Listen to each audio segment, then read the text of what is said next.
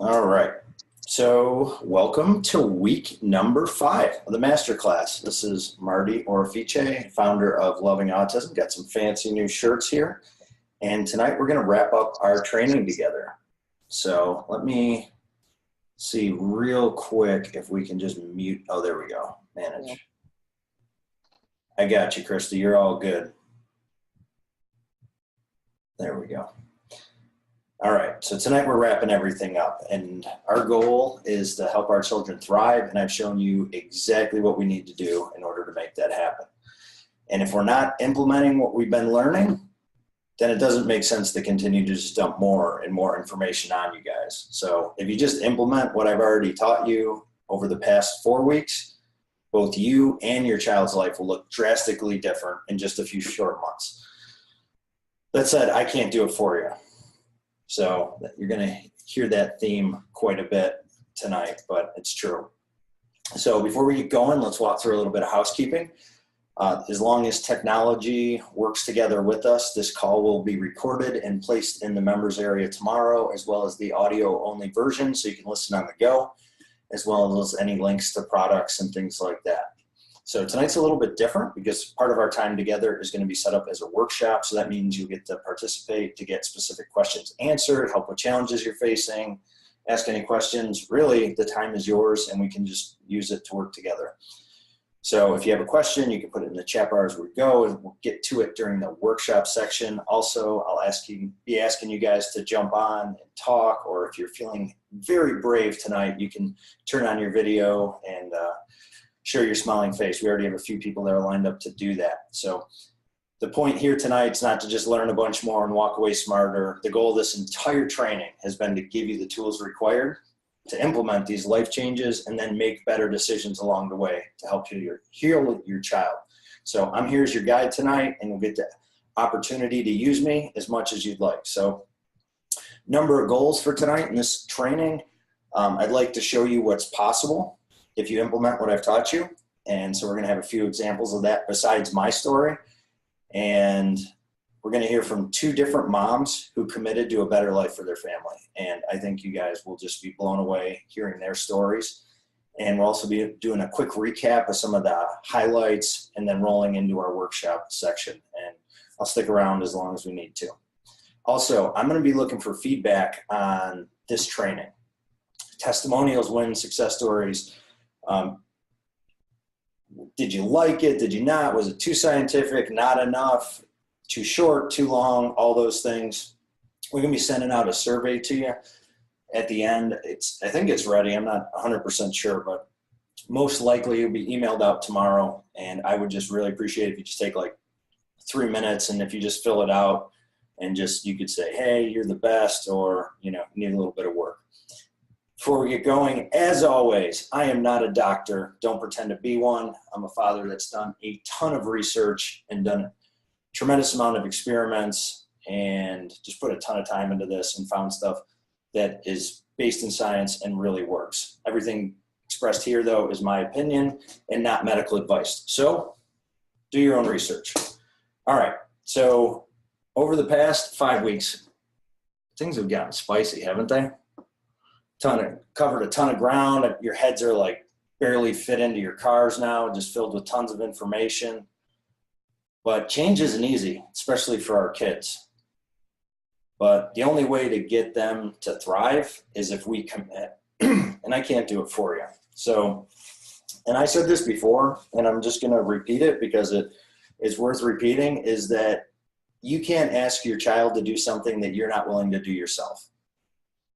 And that's just a really important concept. So if you're making changes in the family, it makes it a heck of a lot easier if the entire family's on board and doing it with them. So quick question, are you interested or are you committed? Interested is reading the blog post. Committed is pulling the pin on the grenade, right? You guys have shown that you've been committed enough to stay with me throughout this entire process for 5 weeks. And I know that hasn't been easy. Life is crazy. This is, bedtime, dinner time. So I applaud you for that. And you already have the information you need, truly. And it's taken me years of study, experimentation, coaching, hiring mentors, all that in order for me to put this together for you guys. So now that you have it, it's up to you. Now, we're all committed to something, and for each one of us, that can vary. Some of us are committed to the path of least resistance. You know, you've met people like this. Some people are committed to having, with our children, the least amount of meltdowns. Certainly seen that. No matter what it takes, stop the meltdown or the tantrum or whatever, we give it to them. Or the happiness, right? The kids has a hard enough life. We might as well give them what they want in order to make them happy. The reality is, true change will require a commitment to a better life for our children.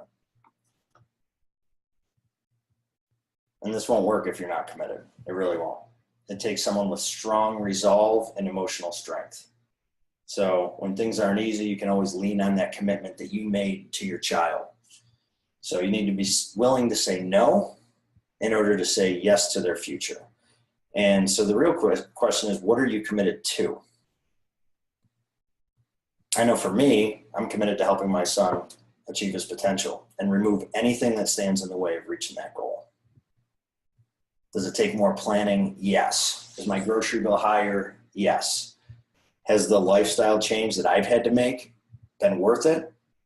You bet your ass. Like, no question about it. It's worth it, and I would do it all over again. And I think an incredible example of this is someone that we're going to bring on live now to chat with us. Her name is Nicole, and you'll get to meet here. And she is the perfect example of commitment and what she did to help her son. And I am going to bring her on.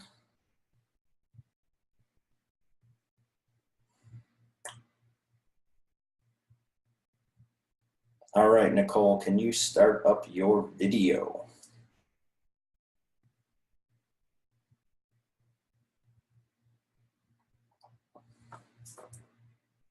There you are. Hey, Nicole. Oh, looks like I have to unmute you. It's important if I want to be able to hear you. Right? Heck yeah. All right. So why don't you give a little intro about yourself, Okay. child, how old, all that good stuff. I am 41 years old, single mom of a 13-year-old son. He was diagnosed when he was about 3 years old with autism. And before that, when he was 2.5, I self-diagnosed him and did some research and reading. And the one thing I knew I could do on my own without a doctor was putting him on the gluten casein-free diet. And so between 2.5 and 3, he was doing that. Or we started with that before he was even diagnosed, because I knew something was up. Like, just reading about it, I knew I knew he had autism. So I got it confirmed by doctors later on. Gotcha. So you were just like, there's something going on here. I know what it is, or I have a good idea. Let's do what I can. Right. To remedy the situation. So that was right before his 3rd birthday. You started switching up his diet. Right. Okay, cool. So what were you feeding him before? What was he eating? What was his frosted mini wheats, cheese, yogurt, milk, peanut butter and jelly sandwiches. Those are the things I really remember him eating the most of. So okay. So like the classic gray diet, dairy and wheat. Probably, right? Yeah. Everything. When I read about the diet, I knew it was like one of like 20 things that I could do, but 19 of them needed a doctor. So that was the one I could do on my own, but I was like, how am I going to do that? That's the only thing he eats. How am I going to do it? Yeah. So yeah, it's like a daunting task, isn't it? I know. I was like, so then I just started looking for the same types of foods with different ingredients. So okay. So if you guys remember back, I forget if it was either week 3 or week 4, we talked about the substitution method. So you would just take something that he was already eating, switch it out for a better alternative. Right. Okay. Without gluten and casein. Okay. So I made mistakes, and so I grew, Rice Dream has 0.01% gluten in it. I didn't know that. So I learned that a few months later, and so I pulled that out eventually, and things got better and better and better. So sure. What was like your biggest challenge doing that? Doing what? Changing the diet? Yeah, like just that lifestyle switch. That I can't do anything without thinking about food. Like, where if we go to church, if he goes to school, if we go anywhere, I have to think about what's he going to eat. So I have to plan and bring stuff for him. So, And it's a lot different now too, because 10 years ago, it was way different because grocery stores didn't even carry organic foods really. Like you had to go to Whole Foods and things like that. totally. So it was a huge change and not the easiest task to do. And I think it's way easier now. But that diet evolved for me because I ended up pulling out corn and soy as well, and then all starch and all sugar, which I don't say do that because it's super extreme. I do recommend it, but I know it's like a really big ask of parents. Yeah, well, that's like what we talked about throughout the course is, those things cause inflammation. So if you remove the things that cause inflammation and things that cause issues in the gut, then our children can begin to heal. So you started implementing. How long did it take before you noticed any changes? I think it was immediate enough to where I saw his tantrums diminish. And then I started, I used to call him Pinocchio because I thought he started becoming a real life boy and started paying attention to the kids in the room instead of just spinning tires on a car, he'd be like in the corner, until I put him on the diet, and then he started like more engaging and stopped the tantruming. That was huge. So like the behavioral stuff, you started to see some changes socially, and it was, you're talking like a week, a month, like 6 months, like how long do you think? I think, to be honest, I can't be sure, but I would say within a couple weeks, if that. Okay. If not sooner than that, I don't know. I think it was really immediate, but it's been 10 years because he's 13 and I started this at 2.5. Yeah.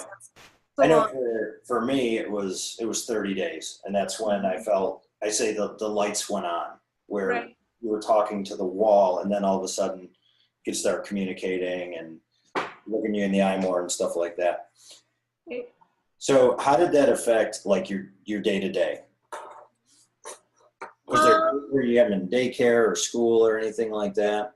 He went into what's called, in Florida, they have child find. And so they put him in like a VPK kind of thing for like 3-year-olds that have special needs. Yeah. So he started going to school at 3 years old. But I just got everyone in my life. I was a determined mom. I'm doing this for my son and I'm advocating for him, and everyone was on board. And then if he got any gluten, they would see that, they would be like, oh, he needs to be on this diet, because they could see the difference too. So everyone was on board. And then of course my family just, they loved him, did their own research as well, and listened and respected me and what I wanted to do for my son. So everyone in our life did get on board. And then I was one of those moms, like, stuff happens, but if he gets something, can you please tell me so that I can, kind of like look out for it. So and understand what's going on. Exactly. So there was a couple times, like in at the nursery at church, he got some Cheerios, and then this one time he got a graham cracker. I could not stop him if I wanted to. I couldn't stop him. So what did he do when he would switch back? So I remember after the Cheerios, I took him to Publix to go grocery shopping, and he didn't know if he wanted to push the cart or me to push the cart. And it was just like horrible. Total tantrum meltdown in Publix. Like, not, totally all the fun stuff. Fun stuff. Did you try anything else besides, I know that like this particular plan with, wasn't around, but I know that you were committed. So what else did you try? I think when he was 3, maybe 3.5, I got him into a Dan doctor, and she recommended all kinds of like supplements, and we did a hyperbaric oxygen therapy study. So I did that. I've taken him to Panama to get stem cells. I've taken him to get acupuncture with the light. I've taken him to functional medicine doctors. I take him to the chiropractor. He gets functional neurology. Like, I've done a lot. Okay, wow. Traveled around the world. Right. So with all of that, like, what do you see has had the biggest impact on him and on your guys' life? When people ask me this, you're not the only one, but when they do, this diet is number one. This is the one thing I would not change. I think it has impacted him the most, and it's been worth it. I'll say at times it's been torturous, and just like, you gotta, not torture, that's extreme, but A like, little extreme, yeah. it's planning and commitment and, you know, advocating for your child. And so, but it has been so worth it, to the point where he was like, you know, I would say, oh, that hurts your tummy, that hurts your tummy. So I do believe it actually did hurt his tummy. And so then he regulated his own diet. So that made it kind of easy. After a while, it wasn't immediate because he was like so young, but Yeah. he regulated his own diet. He'd be like, oh, I can't have that. I can't have that. I can't have that. If people would say, hey, do you want this? Oh, I can't have that. To where it was, I would have probably said okay to some of the stuff he said no to. Yeah. But I was proud of him because he took his own healing into his own hands. So I have noticed that about him. And of course, I'm a proud mom for that. Yeah, of course. That's really cool. And I had that same experience too, where people would offer him something, be like, no, thank you. You know, that's not good for my belly. Right. Stuff like that. So that's good. So you've obviously been through a 10-year journey. What advice would you give to parents who are just starting out on this? The first thing, do the gluten, casein free diet. Start there. Start to see, he's in the background making all kinds of noise, sorry. But start with the diet. That is number one. Like, on all my list of everything I've done, flying to Panama for stem cells, acupuncture, hyperbaric oxygen therapy, that will be number two, but diet is number one all the way. Okay. And yeah. Cool. I'll add supplements to that as well. I did supplements, well, he did for the first probably 4 or 5 years. And then eventually I just, either I couldn't afford it or just, you know, because one thing I learned from a Dan doctor is this is a marathon, it's not a sprint. And so you got to like pace yourself. And I think I have that saying on one of the slides. So that's good that you said that. oh, perfect, right? Yeah. No kidding. Okay, cool. Now, can you stick around and people can ask you questions in a little bit? Sure. Cool. Well, thank you so much. I very much appreciate you getting on here and sharing your story and everything else. Absolutely. Everybody on, can you give Nicole a little virtual clap and send her some virtual love as well? Thank you, Nicole. I appreciate it. You're welcome. Anytime. All right. And I am going to stop your video just for a moment until a little bit later. Okay. Awesome. Awesome. All right. Now let me share my screen.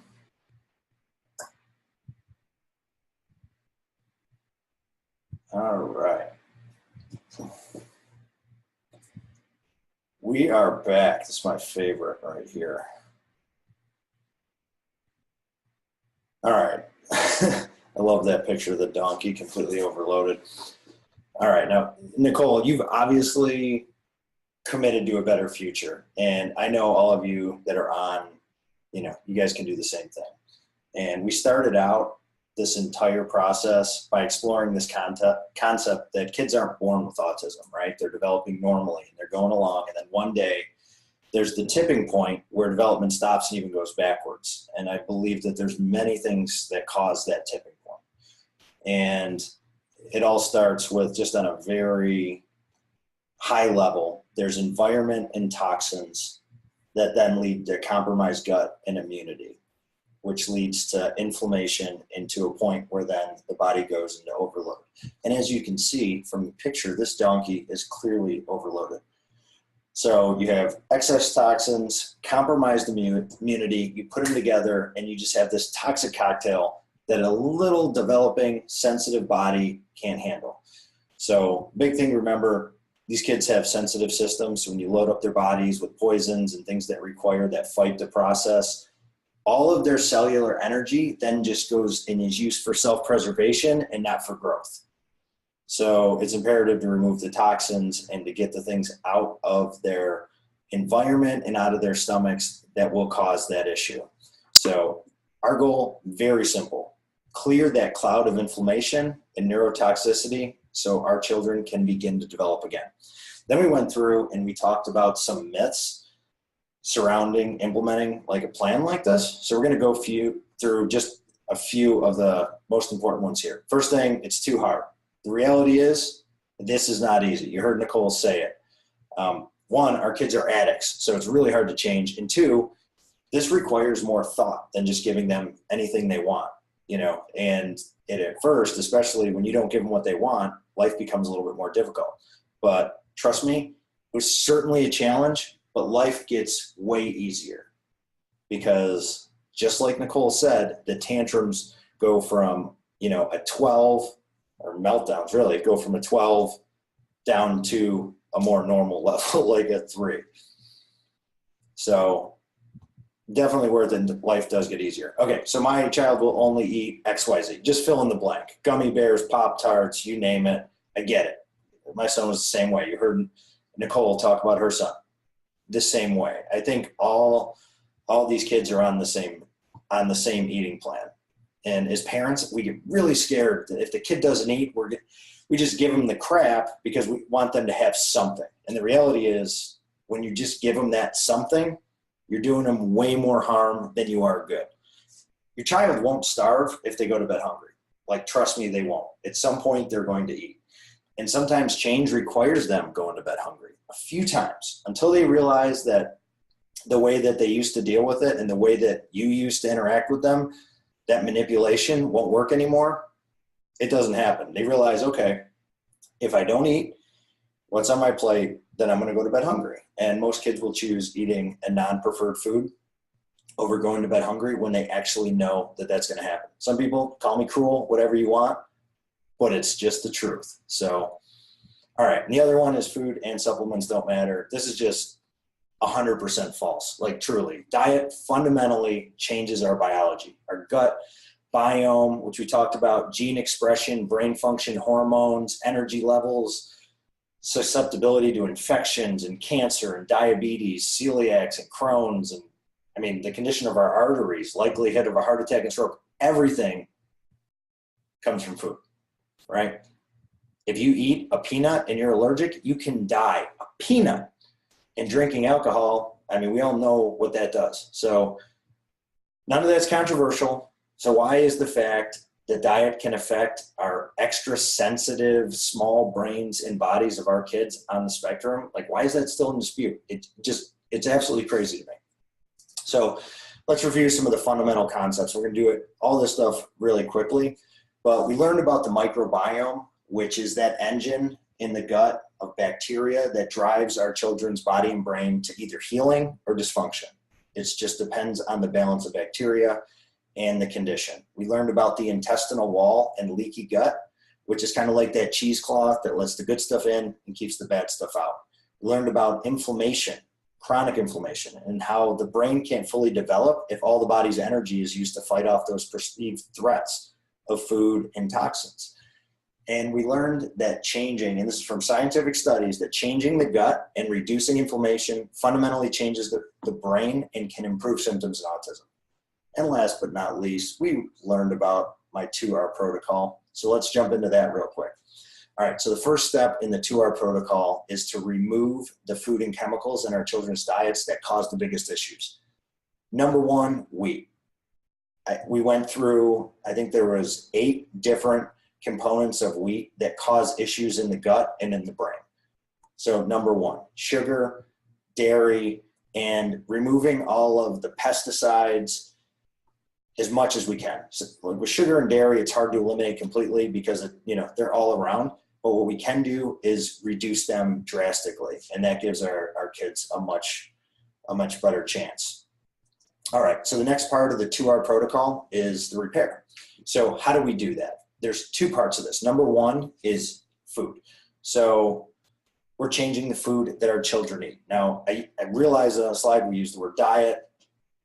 Fundamentally, this is not a diet. We aren't implementing a diet. We're implementing a new way to see food. We're meaning a lifestyle change that will impact the rest of our child's lives. You heard Nicole talk about it. She said, we've been doing this 10 years. Diets don't last 10 years. Diets last typically from January 1st to January 7th. And then, that's a diet. This is a lifestyle change. So what should we be eating? And then we said that we're going to be eating very similar to paleo with the intention of lowering inflammation. So just very simply, we're eating organic and we're shopping on the outside aisles of our grocery stores. The food in the middle, and we went over all that stuff, is not what, that's where all the toxins and pesticides are hidden inside those. And we also are not going to be afraid of the healthy fats. Grass-fed butter, coconut oil, things like that.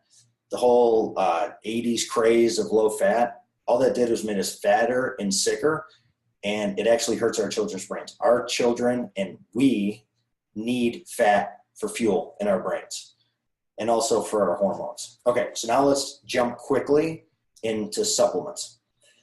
We add in supplements to, number one, heal the gut and reduce inflammation. So for the gut, which is the most important place to start, in my opinion, is we start with probiotics 1, and that helps rebalance the gut. It adds in the beneficial strains to restore that balance of good versus bad, right? Then we add in digestive enzymes to help break down the food so that our children can get the nutrients that they need and reduce inflammation. So you have these, we talked about that leaky gut. When the food particles go into the body undigested, it causes inflammation. The body sees it as invaders. Taking digestive enzymes allows the body to break down the food completely, get the nutrients, and not allow that to happen. Examples here, and we have all of the links in the members area as well. Then we use the supplement Restore, which helps heal the tight junctions in the gut and helps protect against pesticides like glyphosate and helps create that healthy bacteria balance. And the last one is Entersol Gel, which binds the toxins and pathogens in the gut. And when you're first starting out, I recommend this because there may be die-off and there's extra pathogens and things in the gut that it binds to and then allows to be eliminated safely without getting into the bloodstream. All right, these are supplements for overall health. So I use a multivitamin called Potential, which is just the coolest thing. It's the first nutritional supplement ever receive a patent to improve learning, academic, and behavior functioning. So you can look it up online, and we have a link to it, but they've done studies where they give these to kids in school districts, and school districts go from last 1 year to first the next. It's got some really, really cool stuff that no other vitamin that I've seen has for our kids. We add in omega-3 fatty acids. We do that to reduce inflammation. Same thing we've been talking about, and help the brain work better. And this is a big one too, guys. Sulforaphane, which is broccoli sprout extract. It's really hard to get our kids to eat a pound or two of broccoli, and we can get to do it really easily by taking a small capsule or putting it in their juice or something like that. And this is the craziest thing, but taking sulforaphane has been proven in scientific studies to reduce symptoms of autism.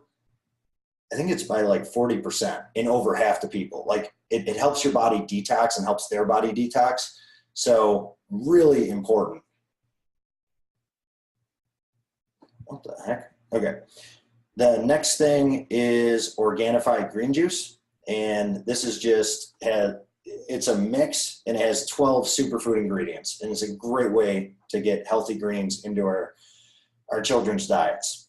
Okay. Last thing is typical meals. So we want to look and see on our children's plate what is ideal. I think this is a little bit off. I found this graphic, but the way I look at it is, you have a protein, veggies, and a fat. And I will include a fruit occasionally, but that's not the main part of the meal. So it's veggies, protein, fat, and water. And typically fat is either nuts, almonds, or avocado, something like that, and water. Lastly, we learned about food packaging and how these food packaging is an absolute advertising masterpiece. And really, they're designed to deceive us with a healthy promise and then distract us from the unhealthy truths that are hidden on the back and the labels. So how do we read labels, right? We went over this example where we have classic glaze versus baked glaze.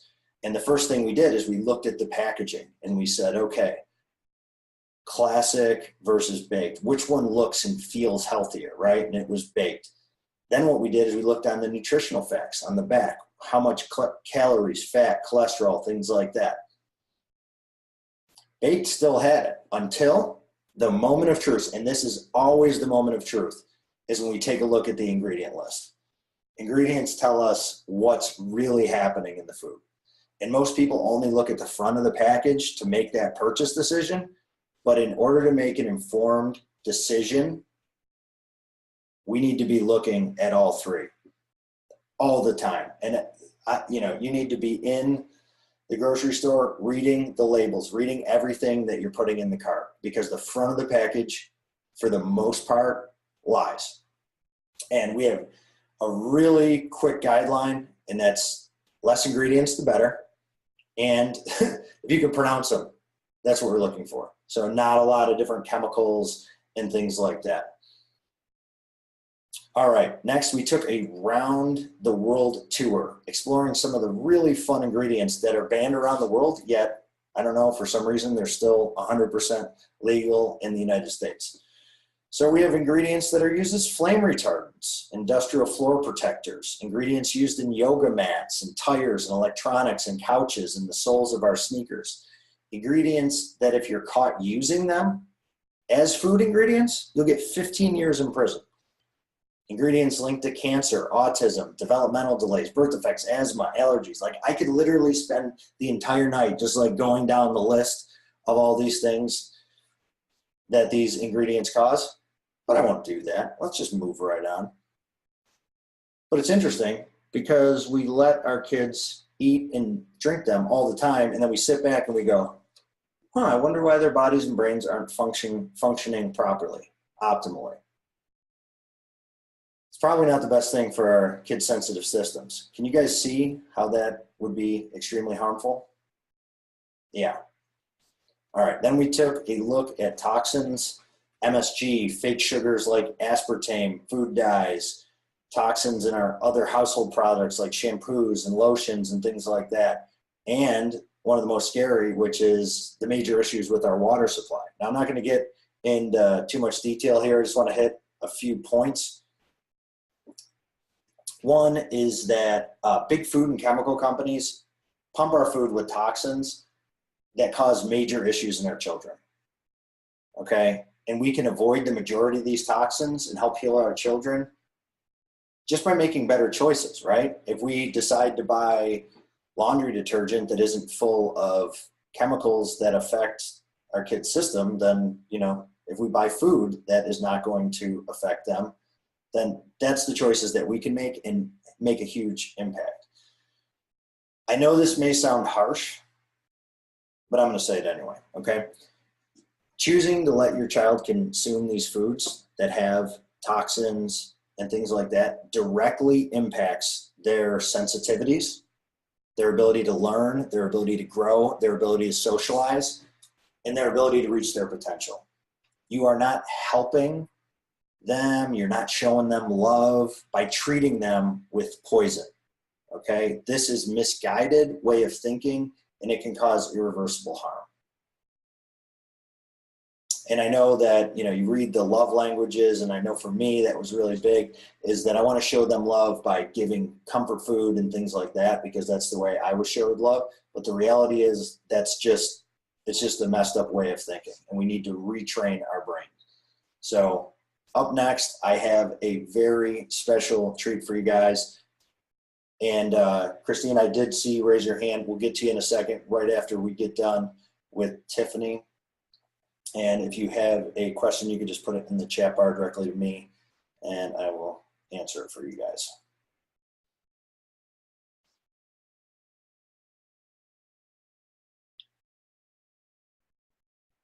Oh, hold on one second.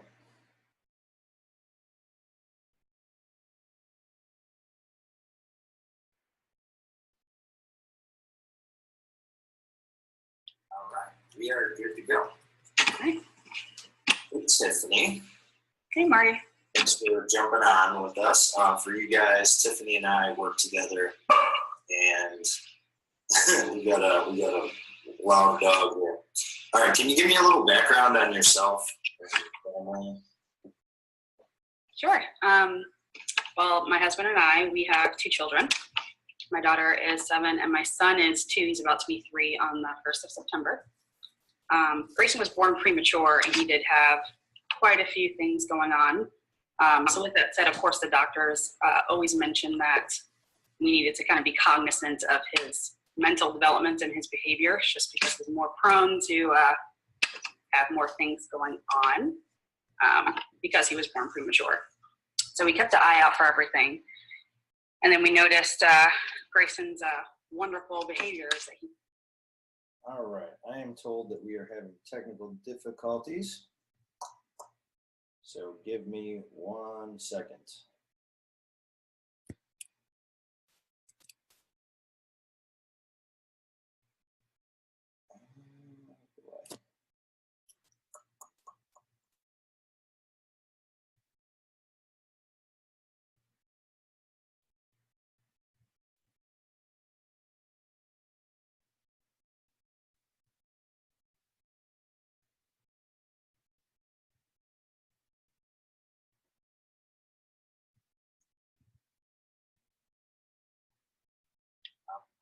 Communication issue. And he started saying some words, then I'm gonna just start it over real quick so you guys can see it from the start. All right, we are good to go. Okay. Hey, Tiffany. Hey, Marty. Thanks for jumping on with us. For you guys, Tiffany and I work together, and we got a loud dog here. All right, can you give me a little background on yourself and your family? Sure. Well, my husband and I, we have 2 children. My daughter is 7 and my son is 2. He's about to be 3 on the 1st of September. Grayson was born premature and he did have quite a few things going on. So with that said, of course, the doctors always mentioned that we needed to kind of be cognizant of his mental development and his behavior, just because he's more prone to have more things going on because he was born premature. So we kept an eye out for everything. And then we noticed Grayson's wonderful behaviors that he started having as he was growing up, with banging his head, standing on his tippy toes. He started learning how to speak and he started saying some words. Then I want to say after he started speaking, about 2 months after the fact, he just stopped speaking and started making sounds and getting frustrating and grunting as opposed to talking to us.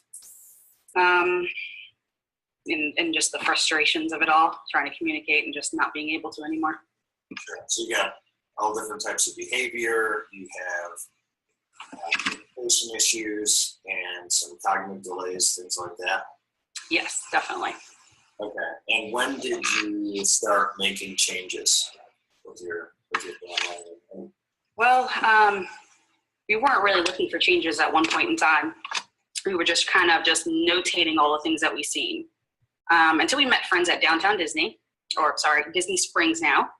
And my son, after dinner, we had a normal dinner at a restaurant. After we were done, we started walking around and he decided he needed to run the stroller over every single manhole that he's seen on the way back to the parking lot.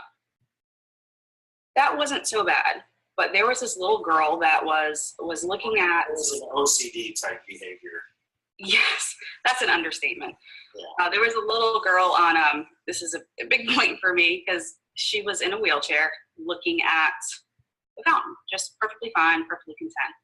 When your child decides to go scream at another kid with obviously something going on that hits you on an emotional level, knowing that, hey, that parent's around, it's going to feel some type of way, that kid has something else going on, and your child is not stopping screaming at them, just for them to roll off the manhole so he can go over it with a stroller. So for me, that was my point where I needed to do something. Okay, and what did you end up doing? So the first thing I did was We actually changed the way he ate. Just for him, though. We didn't do it for the entire family yet. We figured that out way later in the game. I wish I would have done it sooner. But we actually changed the way he ate. So we took out gluten, we took out dairy, all junk food of any kind, no candies, went organic for everything, grass-fed meats, along those lines. Okay. Cool. And what were you feeding him before? What was before that? He only ever wanted to eat oatmeal for breakfast. He ate chicken nuggets, goldfish, graham crackers. Honestly, and that's really it. He kept with the same foods all the time. He never really ventured out. Okay, and the typical gray diet that I'm sure everyone's aware of. Absolutely. So you go from like goldfish and things like that, and then into this new way of eating. Like, what were the biggest challenges to implement that type of change, especially with a kid that's like fixed up? Oh, I mean, just staying consistent and staying sane, I think would be the biggest thing. We have plenty of times where he decided to throw plates, scream, put food in random places underneath the couch, wherever it was, where it wasn't on his plate, to screaming for hours at a time because he would not eat that green thing that is on his plate. Texture was a big issue. Just knowing it wasn't the ketchup from the Heinz bottle because the label was different. Everything was very different. So I really had to take to a point that I know dinner was going to no longer be the 30 minutes it used to be. It was now an hour or however long. It was whatever it took to get that meal to happen. So you encountered a tremendous amount of resistance in pulling off this change. Yes, yeah, that's an understatement. Yes. Okay, and then you start doing it, and how long before you notice a difference in his behavior if you do? It was about a little over 30 days, I would say, difference. We changed everything kind of cold turkey. So it was one day we kind of threw everything away and then started fresh. So I would say about 30 days for his body to kind of get used to everything. Okay, if you were doing it over, would you do that where you would just say, hey, today's the day, that way there's no option with the stuff in the cupboard to go back to? Absolutely. It's like ripping off a Band-Aid, just prolonging the inevitable. You would do the same thing with the pacifier. You got to do the same thing with the food. Yeah. All right, cool. So it took about 30 days to notice a change. What type of things did you notice? He started thinking. His wheels started turning, which was new. Usually you would talk at him and he wouldn't respond. He didn't even respond to his name. He never said, I love you. He never gave a hug. He never showed empathy. And then after those 30 days, when I would speak, he would look at me. When I would say his name, he would look to see what I wanted. And then he started asking questions, full sentences that apparently was there the entire time, but he just couldn't let out for whatever reason. And then you really realize he was watching everything the entire time, but he wasn't able to communicate what he was seeing. So that for me was a huge deal. For sure, yeah. And to see that, like the light go on, that's always a really cool feeling to see that happen. Yes. Were there any difference in terms of behavior, in terms of meltdowns? Was he eating here? What was socialization like with other kids, things like that? That got a lot easier too. So Grayson had issues in daycare. He goes to daycare. I work full-time, a full-time mom. And he would always get those wonderful oh no reports, usually 3 in a given day. He would yell, he would scream, not participate. He would scream on hours. I would get these phone calls at work saying, hey, your kid's still screaming. We don't know what to do. Can you come and pick him up?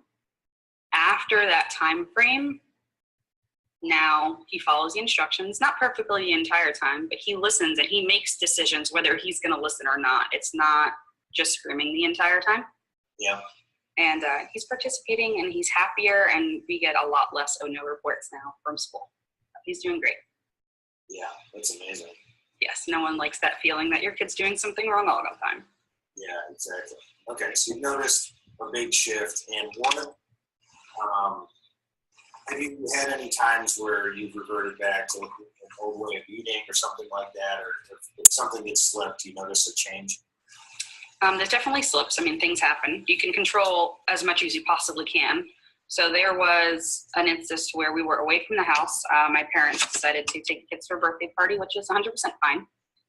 He left with his backpack full of food, of things that he can eat, because that's one thing you'll get used to is you're usually traveling with your own gear. So they went to this birthday party, and my father decided to give him a piece of candy and decided to give him some cake because he's a little boy. He needs to be a little boy. He needs to be the kid that he's meant to be, quote unquote, whatever that means. So for the next 3 days after that party, Grayson was, he was pulling window coverings and he was screaming, and his body was actively, seemingly rejecting the food that he was eating. Consistent bowel movements, stomach pain. He couldn't go to sleep. And he was like that for 3 days. He was not allowed to go to daycare because daycare. Oh, shoot.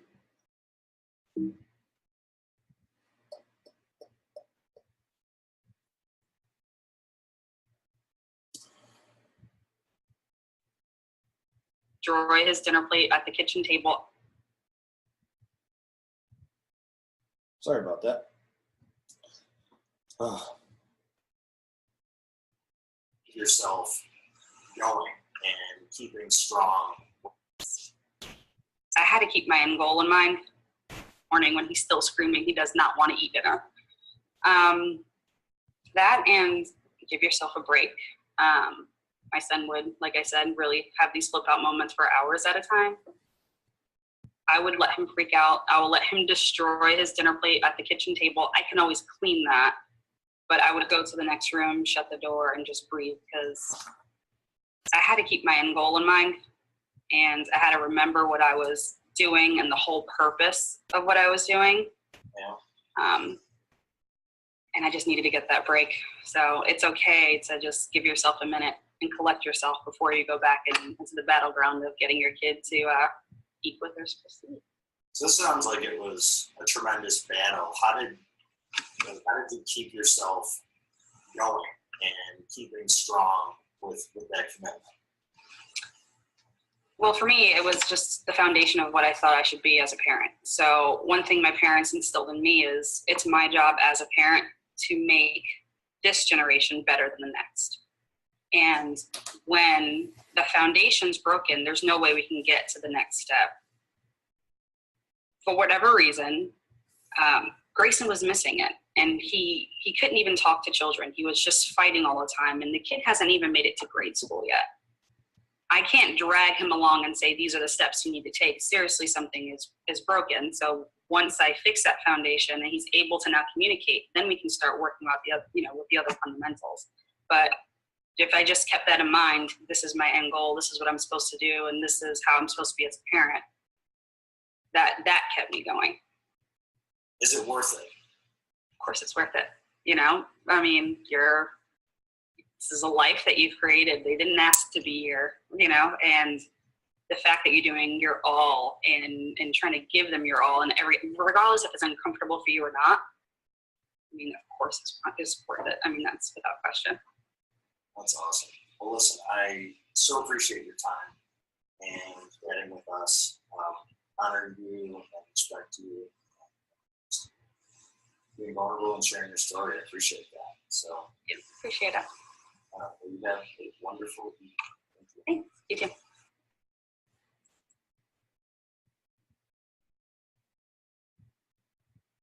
All right. Wow, that was powerful. I didn't screw up the technology a little bit, but wow. Now I'd like to hear from you guys. If you're in a spot where you can, turn on your camera, turn on your microphone, raise your hand. I'd like to hear from all you guys. And now is the time we get to work together. So I put some questions up here just to get those wheels turning a little bit. So what's been your biggest takeaway from the training? Have you implemented the 2R protocol? Have you done eating? Have you done supplements? Have you done both? What are the biggest challenges you guys are facing? Wins, behavior changes. And I'm gonna unmute you, Christy, because I know you had your hand up. So we'll listen to Nicole.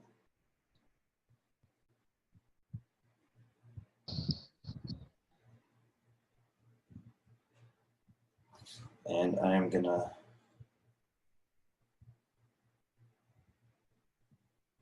All right, can you guys hear me? Yeah. Okay, cool. So you had your hand up, and I just wanted to get through that to get to here, but what was your question?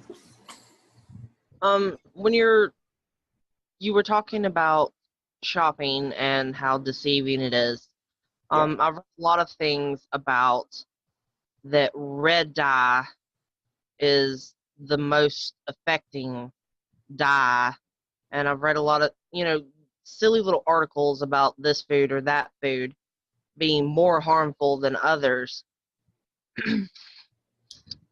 And I've heard baked is better than fried and all that.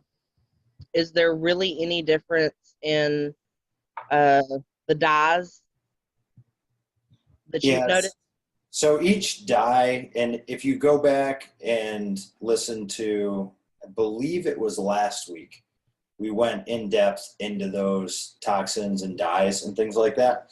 But each dye has its own issues and things that it causes. So some dyes cause sleep disturbances. Some dyes cause, more aggressive and, amped up behavior. So it can vary depending. So the idea though is to stay away from the artificial dyes. There's dyes that they can use in food products that are natural. And since most of the dyes are banned around the world, the food companies make a different product and send it there. Like you can use turmeric and you can use different things. So the short answer is they all cause issues, and I don't know which one is the worst, but you should be avoiding all of them. And if you want to, try it out, I guess you could pull all the red Skittles out and give it to him and see how he responds versus, the other colors. But I mean, obviously I'm joking, but. I've noticed in his Kool-Aid, he prefers red Kool-Aid more than any other. And I've noticed with taking one dye color out at a time, I've noticed a tremendous difference in his aggression and his attention by taking out red dyes. Yeah. I mean, Kool-Aid in general is sugar and dye, right? So Yeah.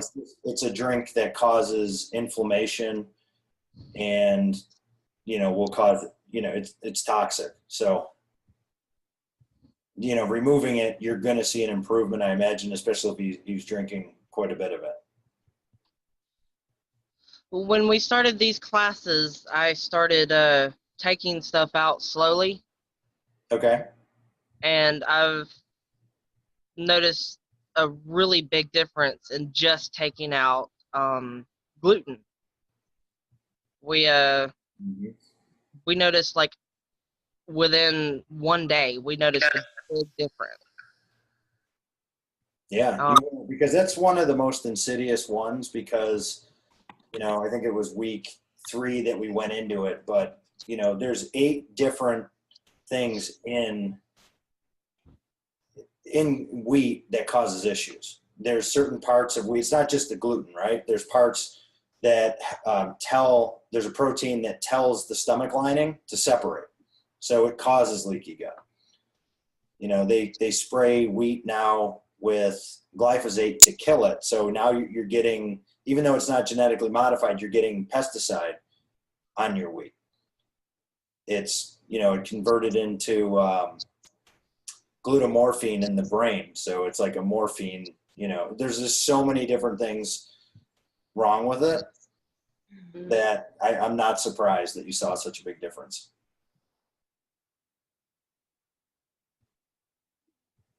Let me see.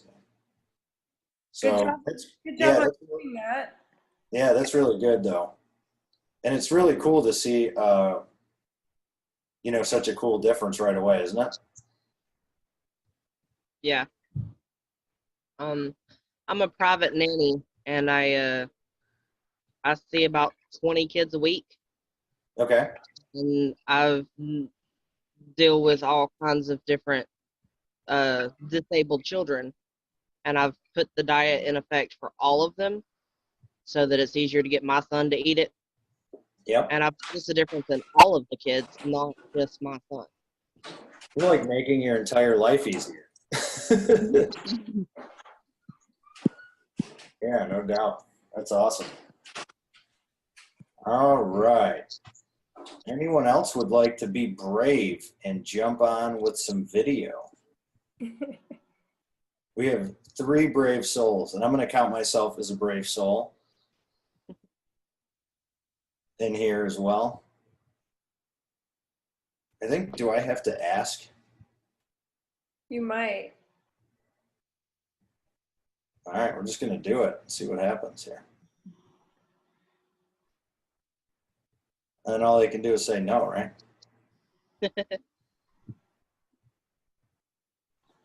Hello.